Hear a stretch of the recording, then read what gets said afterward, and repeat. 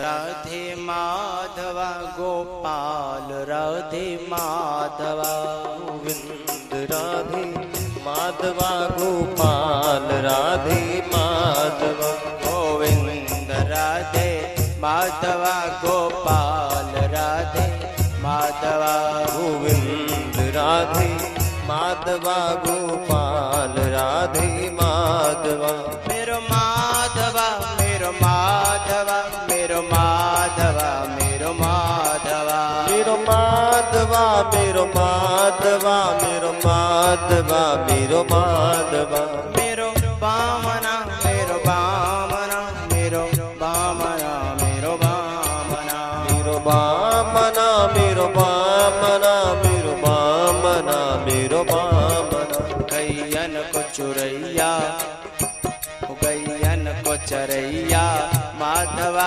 माखन को चुरैया माधवा गैयन को चरैया माधवा माखन को चुरैया माधवा मेरो माधवा मेरो माधवा मेरो माधवा मेरो माधवा मेरो माधवा मेरो माधवा मेरो माधवा मेरो माधवा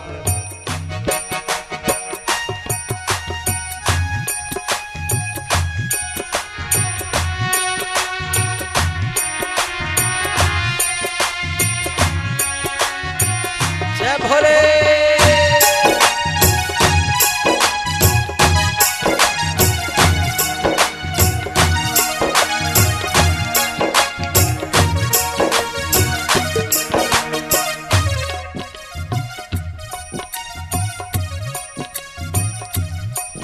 गोविंद राधे माधवा गोपाल राधे माधवा गोविंद राधे माधवा गोपाल राधे माधवा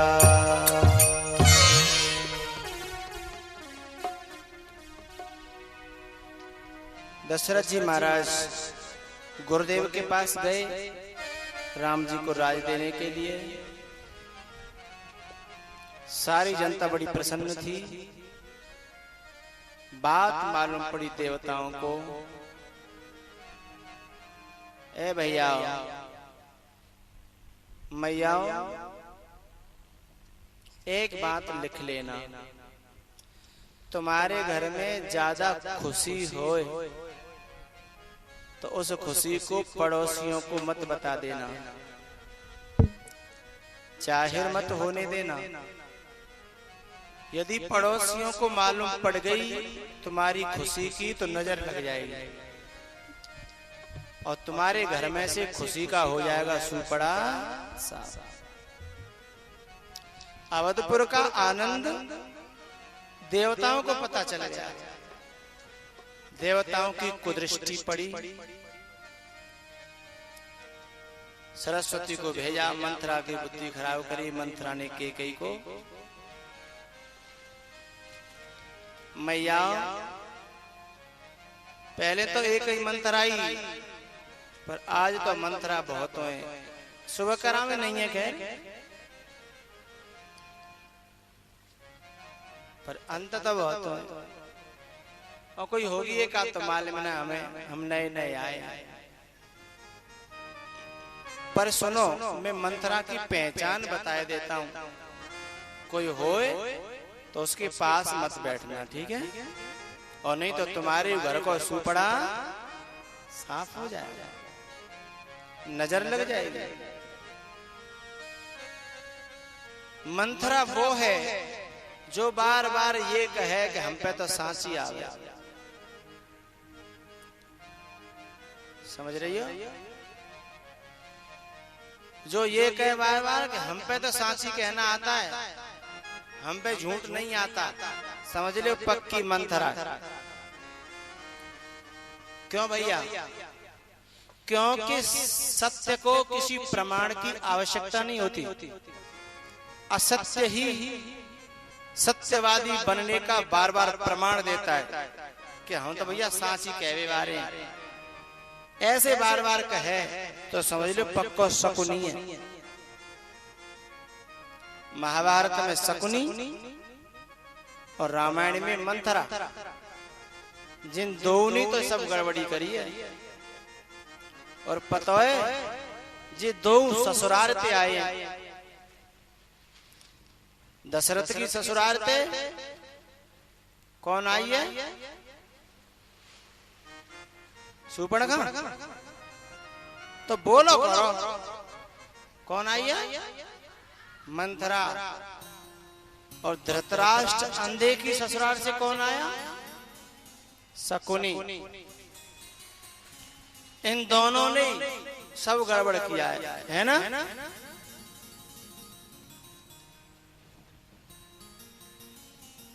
तो ससुरारिया समझ लो बस।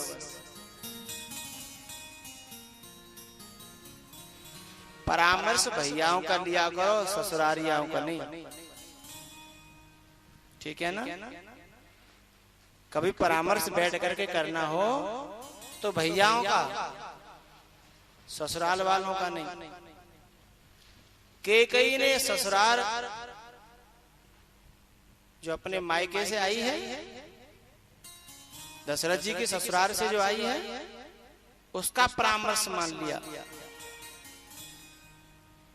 और दुर्योधन ने भी उसी का परामर्श माना जो धृतराष्ट्र की ससुराल से आया।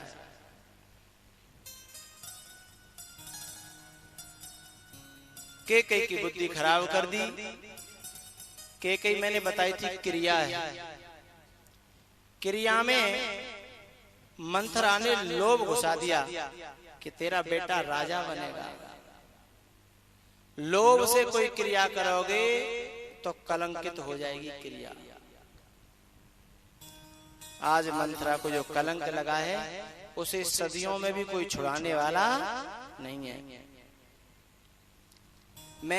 मेरी इतनी जो उम्र हुई है, इसमें मैंने पहली बार इस गांव में सुना है कैकेयी नाम। लेकिन जब से कैकेयी को कलंक लगा तब से अपनी बेटियों का नाम कोई कैकेयी नहीं रखता। पर यहाँ आकर के मैंने देखा कि यहाँ लोग कैकेयी नाम भी रख लेते हैं अपनी बेटियों का, क्योंकि कैकेयी इतनी कलंकित हो गई थी कि लोगों ने नाम रखना छोड़ दिया।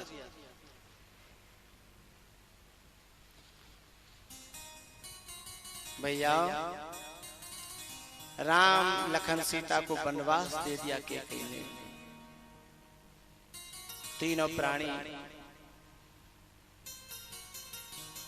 अवध को छोड़ करके चले हैं। संत भगवानों से प्रार्थना। अवध है हृदय,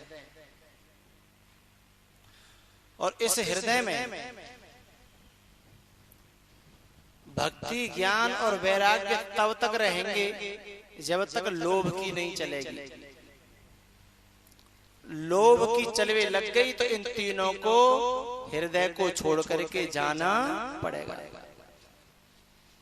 मंथरा की चल गई। और लोभ काम को भी परास्त कर देता है और क्रोध को भी परास्त कर देता है, चढ़ बैठता है। मंथरा ने कैकेयी को भी घायल कर दिया और कैकेयी को माध्यम बना करके दशरथ को भी घायल कर दिया।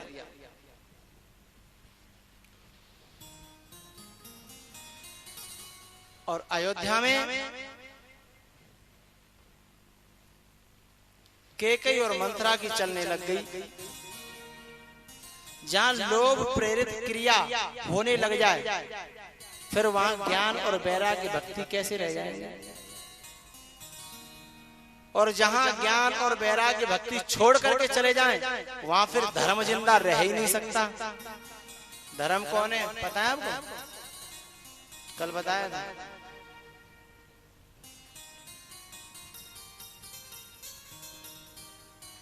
आज पुरुषों का नंबर हम दे रहे हैं। जो बता सकते हैं हाथ खड़ा करें। ये छोटा बच्चा बताएगा। धर्म कौन है? दशरथ। किसने बताया? मैंने बताया। तालियां बजा है तो नेक्स्ट सुबकरा का तो होगा नहीं। कहाँ का ये बच्चा?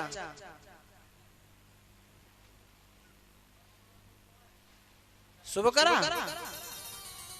सुबकरा में ऐसे बालक।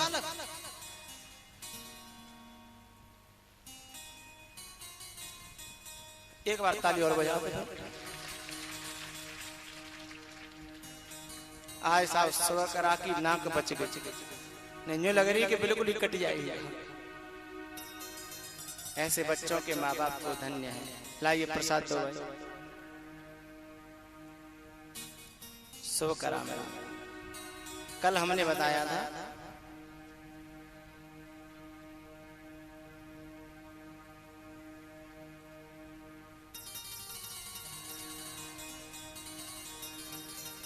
कितना बड़ा सेव, बच्चा तो छोटा सा।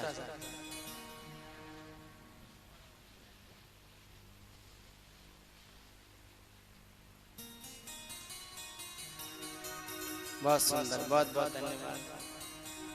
पुरुषों में पहली इनाम दशरथ है धर्म।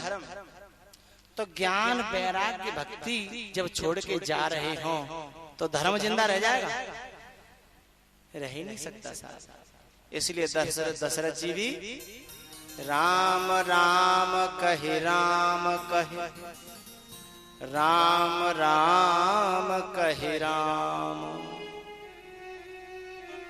है 6 बार प्रभु का नाम लिया दशरथ जी ने। अंत समय राम का नाम आना बड़ा मुश्किल है। तमसा नदी के किनारे भगवान राम सबको छोड़ करके चले गए। गंगा जी के इधर से ही लौटा दिया सुमंत जी को। गंगा जी पर मिले केवट। केवट ने पार किया है। केवट ने बहुत दूर तक साथ निभाया। फिर भगवान ने कह दिया कि अब तुम भी जाओ। केवट बहुत रोया। जबकि केवट ने कुछ मांगा नहीं था भैया। वे बहुत सौभाग्यशाली होते हैं जिन्हें परमात्मा से या सदगुरुओं से, संतों से प्यार हो जाए। पैसा से, धन दौलत से तो सबको ही प्यार होता है। छोटे से बच्चा को देखो, पैसा से कितना प्यार हो जाता है। लेकिन बहुत बड़ा सौभाग्यशाली होता है जिसे सदगुरु, संत और परमात्मा से प्यार होता है। पैसा के लिए रो तो पाप होता है, गुरु के लिए रो तो पुण्य होता है। संतों को और गुरुओं के लिए रोना किसी सौभाग्यशाली को मिलता है भैया।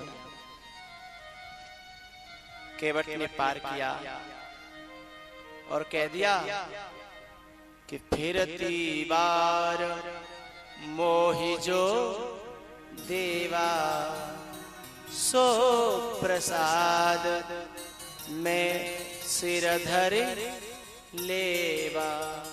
लौट के जो दोगे सो ले लूंगा। और फिर आपके दर्शन हो गए, मुझे क्या नहीं मिला। आज नाथ में काहन पावा, मिटे दोष दुख दारिद दावा।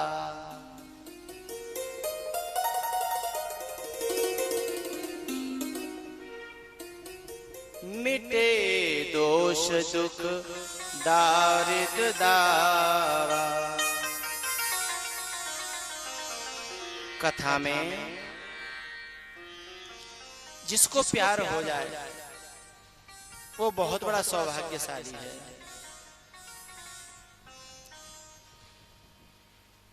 भगवान भरद्वाज जी से मिले हैं, वाल्मीकि जी से मिले हैं, चित्रकूट पहुंचे हैं। भरद्वाज जी से रास्ता पूछा है और वाल्मीकि जी से रहने का स्थान। वाल्मीकि जी ने 14 स्थान बताए। लोचन चातक जिन कर राखे, रही सदा। 14 स्थान ये संसार में नहीं बताए, यहाँ मानव के शरीर में 14 ही तो करण है। 5 ज्ञानेंद्री, 5 कर्मेंद्री, मन, बुद्धि, चित्त, अहंकार। कितने हो गए? 14। 14 5 ज्ञानेंद्री प्लस 5 प्राण प्लस मन, बुद्धि, चित्त, अहंकार। 14 ही तो करण है, 14 ही स्थान बताए। इंद्री द्वार झरोखा नाना, जह तह सुर बैठे कर थाना। जहां भोगी बैठे हैं, देवता भोगी। वाल्मीकि जी ने कहा कि भगवान आप बैठ जाओगे तो इन भोगियों का सफाया हो जाएगा। और ये भोगी तो इतने बदमाश हैं कि आवत देखहि विषय बयारी, तुरत ही देहि कपाट उघारी। ये देवता जब कोई भोग आता हुआ दिखाई देता है, इनको तुरंत दरवाजे खोल देते हैं कि आओ, और वो जीव मारा जाता है बेचारा। एक संत गाया करते थे कि विषय तो बड़ी उलझन है, इसमें जीवन जिन्होंने बिताया वो बहुत रोए हैं, उनका घाटा कभी पूरा नहीं हुआ है।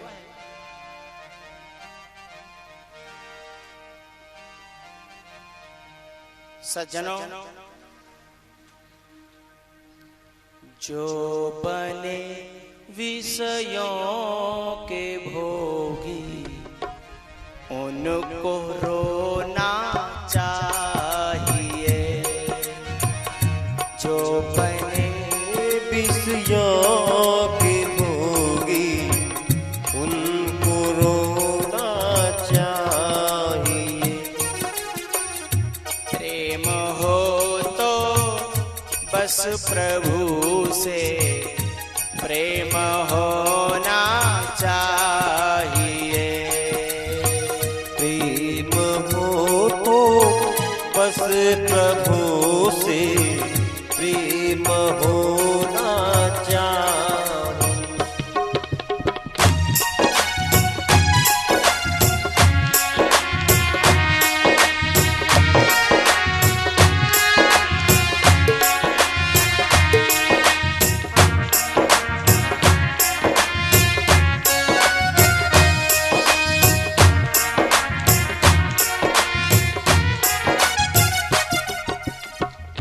प्रेम हो तो बस प्रभु से प्रेम होना चाहिए। मखमली गद्दों पे सोए तुम बड़े आराम से, तुम बड़े आराम से। वास्ते लंबे सफर के, वास्ते लंबे सफर की कुछ बिछौना चाहिए। वास्ते लंबे सफर की कुछ बिछौना चाहिए।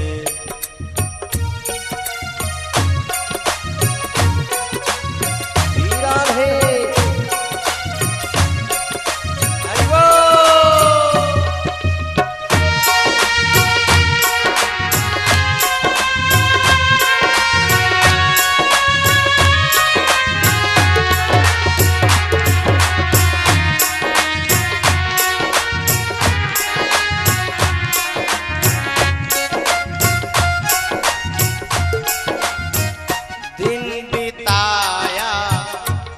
देश और राम से तुमने सदा, आराम से तुमने सदा, कम से कम सुमिरन प्रभु का, कम से कम सुमिरन प्रभु का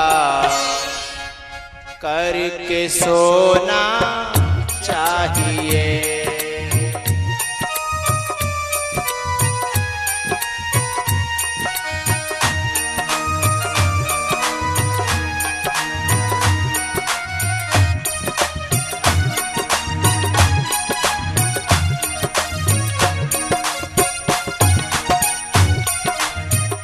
जिंदगी का क्या भरोसा, कब कहाँ विश्राम ले, कब कहाँ विश्राम ले, कब कहाँ विश्राम ले। वास्ते अगले जन्म के, वास्ते अगले जन्म की कुछ तो होना चाहिए।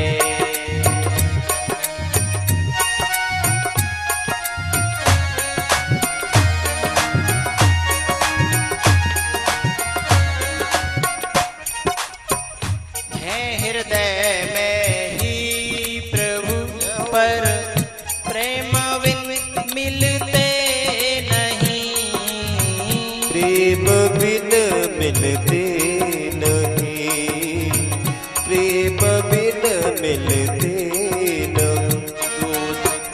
दूध से माखन जो चाहो, हृदय से प्रभु को जो चाहो, दूध से माखन जो चाहो तो पिलोना चाहिए।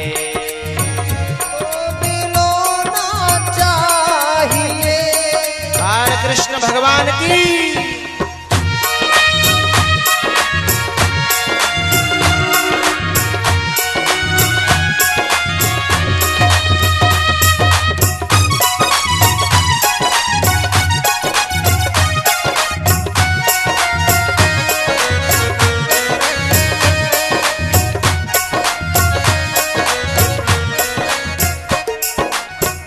प्रेम हो तो बस प्रभु से प्रेम होना चाहिए।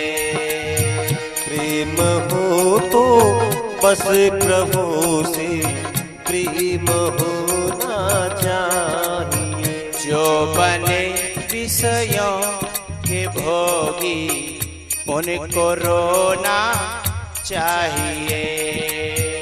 जो बने विषयों के भोगी उनको रोना चाहिए।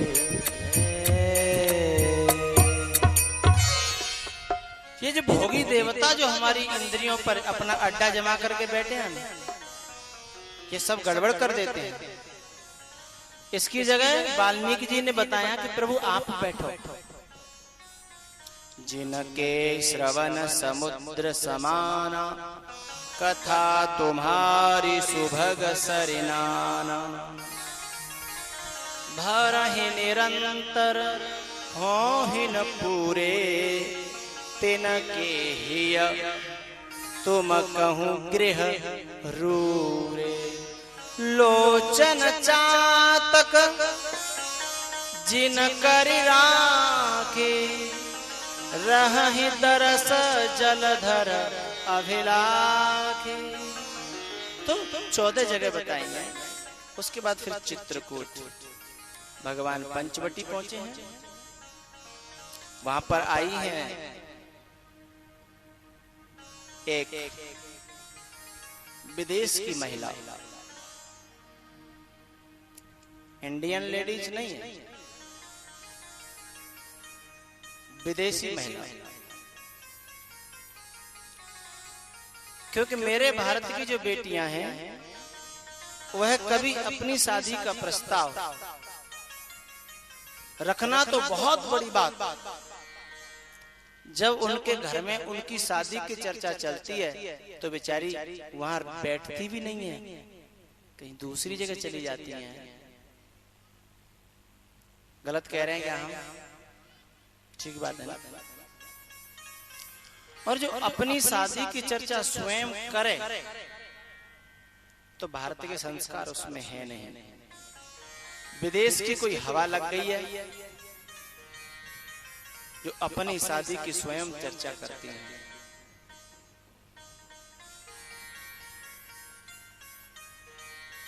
तो ये शूर्पणखा कौन थी रावण की, पता है? बहन नहीं, बहन शब्द तो बड़ा पवित्र है। बहन तो भैया के टीका करती है, उसकी लंबी उम्र की कामना करती है। जो अपनी नाक कटावे और भैया की नारे कटावे उसे बहन कहोगे? हाँ? वो बहन नहीं हो सकती। बहन तो मेरे भारत में होती हैं जिनकी मर्यादा, चरित्र, स्वभाव, गुण बहुत पवित्र होते हैं। हाँ, लेडीज कह सकते हैं, मैडम कह सकते हैं, बहन शब्द तो बहुत पवित्र है। शूर्पणखा के लिए इस शब्द का प्रयोग मैं नहीं कर सकता।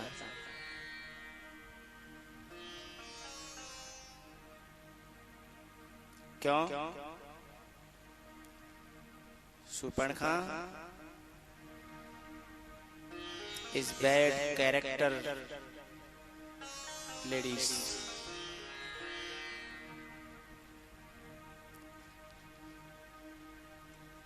है ना? राम जी के पास आई, ए लालियो, शूर्पणखा की परिभाषा जानती हो? जाके लंबे लंबे नाखून हो, अपने अपने देख ले, और जिनके हो तो छुपाए ले। पता है नाखून क्यों रखती थी शूर्पणखा? कहीं कब कौन को मोड़ो खोसना पड़े, कब झगड़ो है जा, कब वो चाची थे कि ताई थे काऊ से, कब खोसा खांसी करनी पड़े। वैसे यहाँ जितनी बेटियां बैठी हैं ना, कोई नाखून नहीं रखाती है, सब बढ़िया है बेचारी, अच्छी हैं। जो रखाती हैं आज के बाद काट देंगी, कभी रखाएंगी नहीं। मेरी बात मानती हैं ये। और कोई कुलच्छणी हो तो वो कहीं मानेगी, भैया वो मत मानिए। अच्छी बेटी तो जरूर बात मानेंगे। शूर्पणखा वो है जिसके सूप जैसे लंबे लंबे, अब देखो मत काऊ के ना, देखो पाप मत देखो और मत काऊ दिखाओ, अपने अपने पास रखो, चुन्नी में भीतर धल्ले आते आओ। दूसरी पहचान है शूर्पणखा की, जो टेढ़ी मांग निकाले। ओढ़ ले,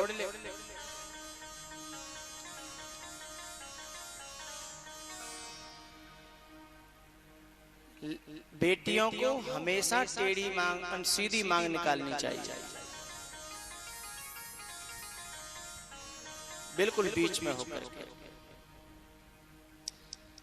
बचपन से ही, बचपन से निकालोगे तभी तो निकाल पाओगे बड़े होके।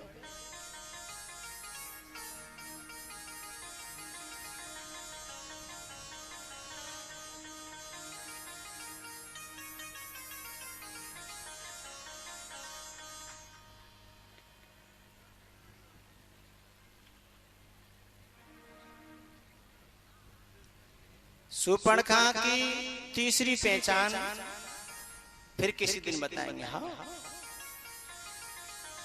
आज नहीं भाई, आज सवरी ना आई, कभी बोटन में रह गए, सब आ जाएंगी फिर बताएंगे। हाँ, अब ने कथा कहने आगे। अच्छा चलो दो बात और बता देता हूं, ठीक है। हमारे भारत में, भारतीय संस्कृति में 16 श्रृंगार बताए। कितने? और जो 18 श्रृंगार करे सो शूर्पणखा। अब 18 में 2 फालतू है ना, वे फालतू कौन कौन से बताओ? आओ। वे 2 श्रृंगार पर कोई बुरा मत मानिए। हाँ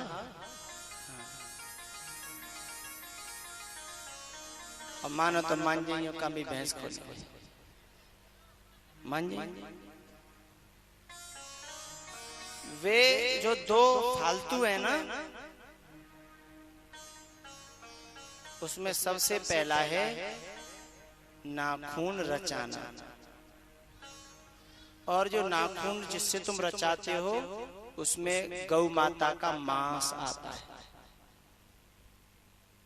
और एक होठ रचाना, इसमें भी गौ माता का मांस आता है। ठीक है? ये दोनों 16 से बाहर हैं। ये दोनों जो कर